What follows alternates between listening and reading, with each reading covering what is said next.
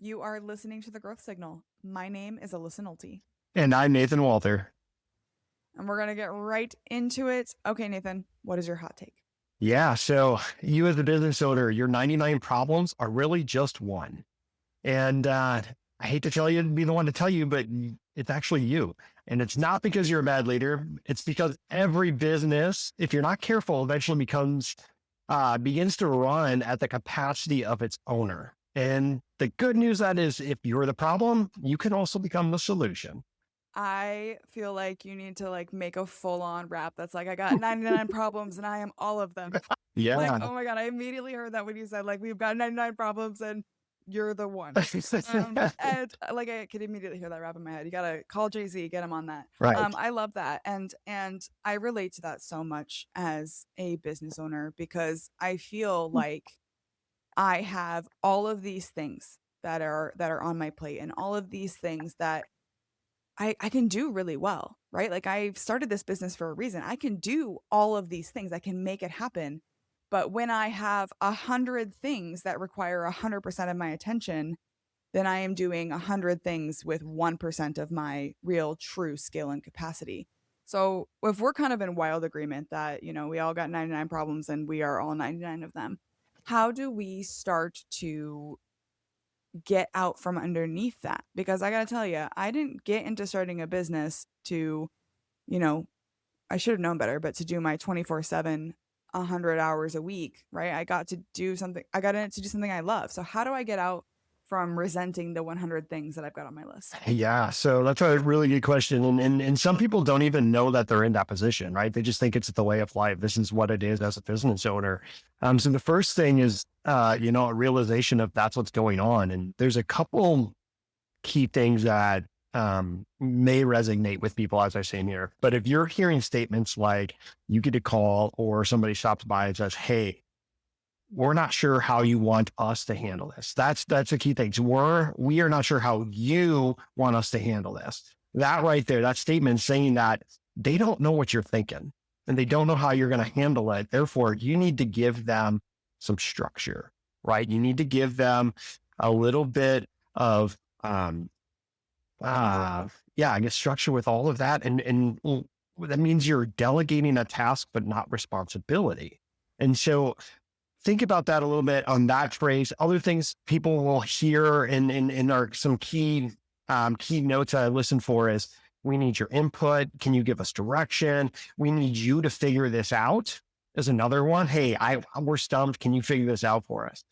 Those are just some of those phrases that I hear. That's like, okay, we need to take a step back and we need to figure out why this is happening. Kind of like, you know, you can't be the head chef and the person washing the dishes, right? It has nothing to do with you not doing work that's, there's no work that's beneath you, but it's about spending as much time as possible on the things that the business really needs you to focus on. Um, Yeah. and with your skill set, and that's unfortunately not washing dishes. One of the conversations that my husband and I have had, because I've been like a lifelong entrepreneur on accident. There's a whole story behind that we don't have time to get into, but he he does business valuation Mm. for he's a CPA. So one of the things he has is his business valuation, and we were having this conversation not too long ago, and he was talking about this concept in valuation called highest and best use. And it's particularly relevant to like commercial properties, right? So if you have a high traffic area with lots of foot traffic and lots of like other retail stores around, the highest and best use for that commercial property from a valuation perspective is a retail shop, a coffee shop, a place that requires and thrives on high demand. What you shouldn't be putting there is a factory that has security where we don't want to have people coming around and being around, right? And so he said to me one time, he goes, "You need to look around at all the things that you are doing, and are you maximizing that activity? Are you the best person to do that? Is it the highest and best use of your time? And even if you are the best person to do it, is there something else that you are the only person who can make that happen?" And so it really structured my way of thinking when I was thinking about, is this task the highest and best use of my time?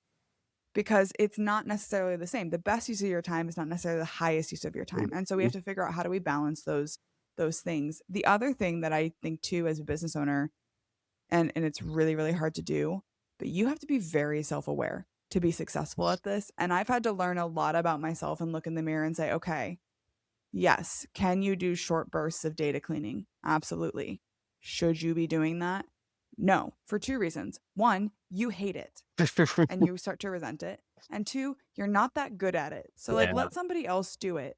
And so like having that realization that there are things that maybe you did have to do it because you were the business owner, but now you have people. Let them have the things that they want to do and that they're good at, because that's why you hired them in the first place. Yeah, exactly. And really live in that box. When you think of a quadrant, live in the box that says that, something that you love to do. So you love it and you're great at it. And if you focus your energy there, sky's the limit. And really it's about, like, to your point, Alyssa, it's really about working on yourself, right? So you, have to take time to work on yourself. And a phrase that I hear a lot that I hate is, if you want something done right, you have to do it yourself. Well, that's Yeah. false. And not only is it false, but it's a huge major disadvantage. And to your point of, delegating those things that you just don't like to do or you're not good at, give it to somebody who is. Not only is it going to fill their cup, but they're going to do it 10 times better than you are. So, even if you're hanging on a little bit, try it. Give it to them when they're 80%, 90% ready for it. They're going to take it well past your capacity to do it. And it's such a powerful tool. I love the little quadrant. I shut it up and I have a love it, like it, and I have a good at it, not good at it. And I put all my tasks inside there. And I'd love to live in that upper quadrant of, these are the things that I love to do. And these are the things that I'm great at. And everything else, I need to find a way to get them off my plate. And I think too, again, all self-awareness, all working on yourself. And a lot of this is hard to do when it's just like you, right? Yeah. Owning a business, being a founder, it's a surprisingly lonely place to be, because people just can't quite relate to it, right? I was having a conversation with someone a few days ago where I said, "Oh, we're going to Hawaii at the end of the month, but I have a huge project for my important client that's going to be due the week that I get back. So I'm just planning on, we're like what, 8 hours behind, so I'll get up early so that I'm, can do an hour or two of work during the day." And they were like, "Well, you're on vacation. Why would you do that?" And I said, "Well, I'm the owner. So like if I don't do it, it kind of doesn't happen." Right. And it's for something that I legitimately have to do. Like I legitimately cannot delegate it. And it just never occurred to them that like you have to do things even if you're not quote unquote on the clock. But one of the things that was really life changing for me, and someone made the comment and kind of like held up a mirror to me. Actually, it was on a podcast. We were talking about delegation. And she goes, "Okay, what's your deal on delegation? Is it just like you have a very specific way that you want things done and like people don't do it your way, so therefore you'd rather just not have them do it?" And I came to the realization on the podcast that actually no, that wasn't my issue with delegation.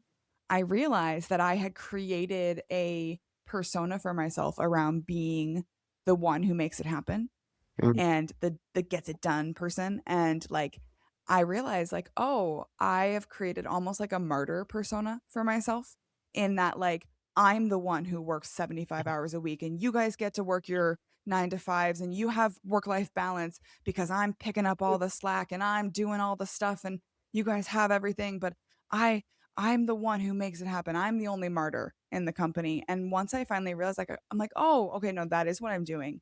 And then the next phase of that, I had an employee who came to me and said, "Hey, when you don't delegate stuff to me, that is inhibiting my growth."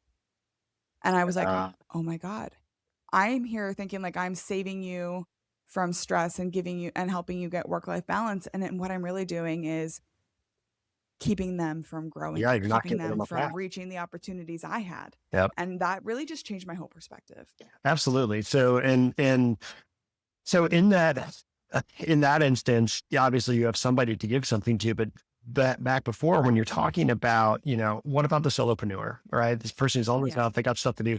That hits with me. Like, what I hate doing? I hate logging stuff in the CRM. It drives me bananas. But anyways, I'll get back to that in just a second. What I want to hit on is two things to help people start thinking not of today, but of the future. You need to be good at predicting. You can't solve today's fires all the time today, right? You need to get ahead of them. And one thing that I did to give myself more time is I found that I was saying yes way too often. Mm. And I Yeah. needed the word no to protect my own time. And once I started doing that, because every opportunity is exciting, right? But once I started saying no, I was able to really figure out what I was really good at, what I wanted to focus my time and energy and effort on, and then everything else stayed to the side. And it really just clarified where I was going.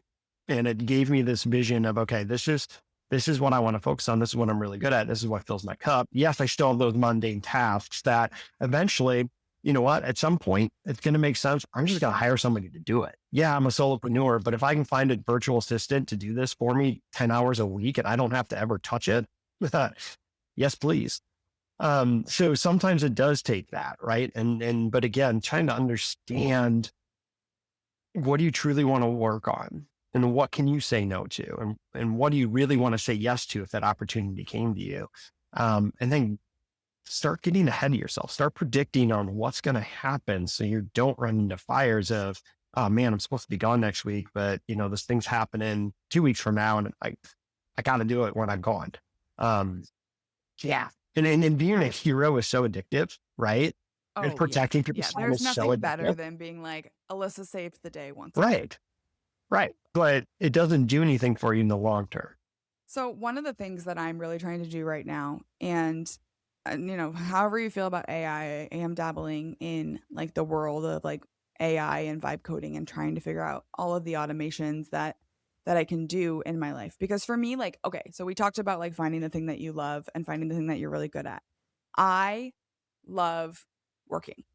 And I know that that sounds like something stupid and cliche, but like I legitimately am so excited for like Monday mornings. Like I have a sister podcast that's called Taking Back Monday because I love Monday. I think Monday is great.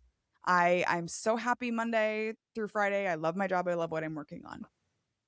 I hate like dishes and groceries and mowing the lawn and doing those things. And so like sometimes I think too as a business owner, yes, you need to delegate to your team. Yes, you hired them for a reason, but I would much rather work on my business 60, 75 hours a week because I love it legitimately than go grocery shopping and like shuttle the kids around to their various activities. So we've actually taken a tack where I allow myself to work more because I enjoy it and I'm happy. And we've hired almost like households helper Yeah. to delegate things to. So like we have a guy that comes and mows our lawn twice a week. Mhm. And I use Instacart to do my grocery shopping. And we have a college student who helps me run kids to the various, sports practices throughout the year because we decided between household management and the business, my highest and best use was on my business. Absolutely. Yeah. And it's really finding that line again, like you think of the ROI of that, right? And yes, there's a financial ROI, but there's also that fulfillment ROI that I think needs to come into play here, right? And saying, okay, not only is it something I actually hate to do and it's stopping me from doing something that I love, but hey, if I spend the time on the stuff that I love financially, it's going to be better off than the money I'm spending to have somebody mow my lawn for me or paying DoorDash to drop my groceries off. Right. I saw a TikTok, I think it was, that was like, hey guys, Bill Gates doesn't mow his own lawn. Right. And like if you want to reach those pinnacles, and I think too that's a mindset in your own personal life, but also like a mindset in your business, right? So, Mhm. the most successful companies, their CEO is not spending days and days and days reconciling the credit card bill against the payments that went out and all of that stuff. Like that stuff you have to do when you're a solopreneur, it's just part of it. However, like when there's an opportunity to offload something that is not your highest and Mhm. best use, we got to take it Yep. and seize it. And then to your point earlier, actually let it go and let somebody else do it. Mm-hmm. Yeah. And when you delegate, you have to delegate not only the task, but the ownership. That's the key of delegation.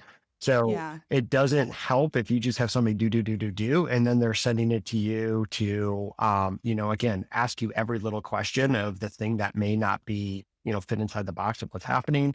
Or, if you're approving a $10 charge or $100 charge on a credit card to our leadership member or team member, that's not helping anybody. Like, give them the ownership. You gave them the test credit card to go buy the thing.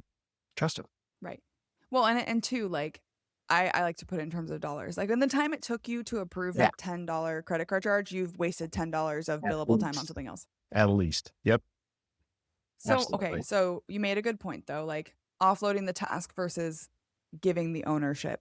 One, how do we start to do that? Like what kind of like mental psychological things do we need to go through to make that possible? And two, I think there is I'm not going to say it's generational because I don't want to sound like an old lady, but like how do we start to help our employees understand that this is a safe place to actually take ownership, that they can do things and use their best judgment and use their critical thinking skills? Because sometimes I think that our employees fall back on asking us because they think that they would rather ask us the question than make a mistake Mhm. or risk us being pissed at them. Yeah. And that's often a symptom of not creating enough clarity.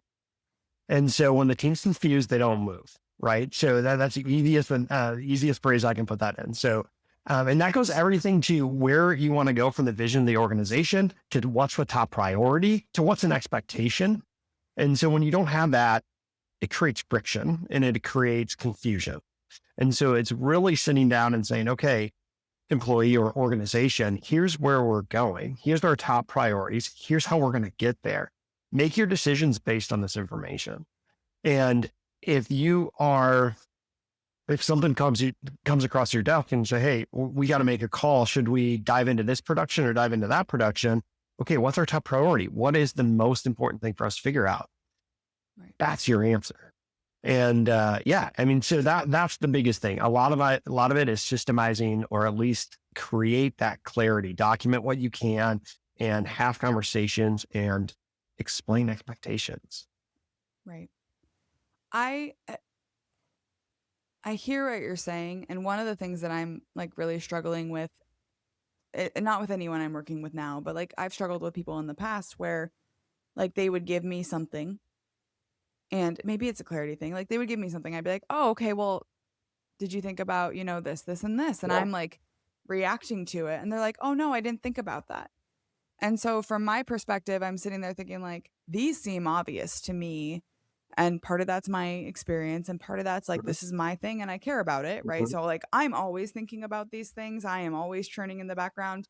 Yeah. But how do we, when we give ownership, I want people to look at it and say, my name is on this. Yeah. Yes, I might not own the company, but I own this piece, Mhm. this little piece Mhm. of the fiefdom, right? Yep. And, you know, how do I instill in my employees, like, are you proud of this work? Yep. Yeah. Right? So I will say, like, and this is a fact, I can't remember exactly where this is at, but 82% of the issues that any organization will run into are people issues. Yeah. And so Sounds right. this is really figuring out, is it an expectation or a clarity issue? Or is this person not sitting in the right seat? Do they not have the capacity or the want or the drive, or do they understand the role that they're in? And if those answers are no, we have to make a change. And that's tough. But if those answers are yes, then it's a clarity problem. So you kind of go back to that as saying, okay, is this the person right for the seat? Do they understand our organization? Do they understand our values? Do they fit those values? Do they get the seat they're in, the role they're supposed to be doing? Do they want to sit there? That's a question some people need to answer Fair. too. And then do they have capacity to do it? Is it whether that's time, whether that's experience, whether that's the capacity to learn how to do it? And if one of those answers are no, well, that's a different issue you need to solve. So a lot of times it's, again, digging down to the root. What is the true issue? What's the true issue? We've been talking a lot of this from an internal perspective, right? Like from ownership and delegation and being the hero and all of that. How does getting this right internally impact our ultimate goal, which is external growth, Mhm. acquiring customers, bringing people in? Like, I guess make the case for why we should spend time working on this when I've got customers beating down my door that I'd rather spend my time and focus on. Have you ever tried to build a house on sand? I have not, but I can imagine it would not go very well. You have to have a strong foundation, right? And so if you have systems and the foundation in place, scalability comes because now you have something to rely on to the point where if you start scaling before you have a solid foundation, things are going to get real wobbly and it might work. It might work for a while, but eventually you're going to hit a tipping point where that thing's going to start swaying and you have no foundation for it to land on. So it's going to topple. Mm-hmm. So to make the argument is I would challenge people to say how it could work without it. And your point is well taken too, of like, okay, maybe you can build a tent on sand. You can build a little shack on sand, maybe, right? Small structures, whatever. But the minute you start to get a real actual foundation, like an actual structure Yeah. going, It's got to have things gonna collapse.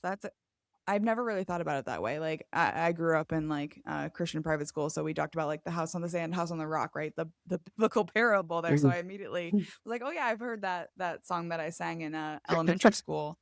But the thing that I think I struggle as, and like this is basically therapy at this point, is it's almost like the squeakiest wheel gets the attention, right? And a lot of and clients, I will tell you, like I'm gonna drop everything to go do whatever I need to do for them. Mhm. And it can make it really hard to take the time to slow down and to look internal and to look at process because it's not fun and it's not sexy. Nobody's clapping for you when you have really thoughtful process, but they are clapping for you when you close a deal. Yeah. Oh, Back wow. to that hero complex. This is really just therapy for me at this point. That's fine. That's great. I love this conversation.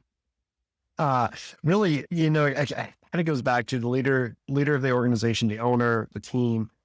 You have to work on the business before you can work in the business. So you gotta take a time, quarterly, every 90 days, what have you, to really sit down and work on the business. Clarify as a group where they're going, making sure everybody's on that same page, and then setting up a structure that holds people accountable and creates discipline inside the organization.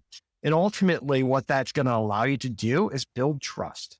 And with trust comes real issue solving ability because people actually call out issues. And that's where accountability comes from. If we trust each other, we're able to say, hey, there's a problem here.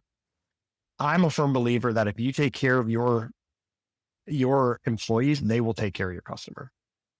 So you water internally, it will grow and take care of everything else. Think of it like kind of like a tree, right? Your employees, if you water and nurture that tree, it's going to get big enough. It's going to shade everything. Yeah, I'm a firm believer in that. So if you focus inward, it will shine outward. Considering all the people that you know or aspire to know, who else is out there? Who else do we need to be listening to? Yeah. So this is totally off the beaten path. Okay. So I'll give you two podcasts that I really, really like. One is called Hitting the Ceiling. It's going to cover a lot of the stuff we talked about today. Just people that, to your point before, started growing, something happened, derailed, how they get it back. The other one is completely more about just positivity, really good self awareness, doing awesome things. It's called the Choose Strong podcast. It's by Sally McRae. She's actually an ultra marathoner. Super inspiring stuff. She's got an awesome story. I think everybody should listen to that. And it's family friendly, so it's great for kids too. I love that. My son is an athlete, so we're always looking for Yeah. that mental side of things that is so important to their success. So I'm gonna have to check out both of those. Yes. And if someone is really connecting with you, they want to learn more, they want to find you, where can they find you online? Yeah. So LinkedIn, probably the easiest place to find me. It's Nathan Wolter, Wolter. You'll find me as a professional EOS implementer, and I help organizations get what they want out of their business. That's the whole purpose of what I do is to help leaders and owners. That's the easiest. Or otherwise, you can go to nathanwalter.com and it'll redirect you to my EOS page and you can find out all the good stuff about it. And if you are looking for me, you can also find me on LinkedIn. Search Alyssa Nolte. And if you find the notorious plant killer, you know you have found the right Alyssa Nolte. I also write on Substack under Alyssa Likes to Talk. Nathan, thank you so much for taking the time to come on the show today. I loved this conversation. I'm going to be singing I Got 99 Problems, and I am probably all of them in my head for the rest of the day. You got to trademark that. But I also think it's really important the practical ideas that you gave today of, what are you great at and what do you love? And how do you live in that upper quadrant? Yeah. And then how do we take people from I want it done right versus I have to do it myself and say, I want it done right. And I can trust the people that I've brought on because I did that right, because I did that Mm. to do it for me and do it on my behalf and take care of my customers. So thank you for having this chat with me today. I love this conversation. I know the audience did as well. Yeah, thank you. I had such a fun time, and hope we get to chat again soon. Thanks for listening to today's episode. There are millions of podcasts out there, and something like 70,000 new episodes are released every single day. It's not lost on me how lucky I am to have such an incredible community who show up and support this show. To be a guest or nominate someone who should join me on the pod, head to alyssanolte.com. And if you're looking for ad-free episodes, you can join me on Substack. I post all new episodes of my podcasts and share appearances on other people's shows, plus bonus content and updates on what I'm working on. Search Alyssa Likes to Talk or tap the link in the show notes.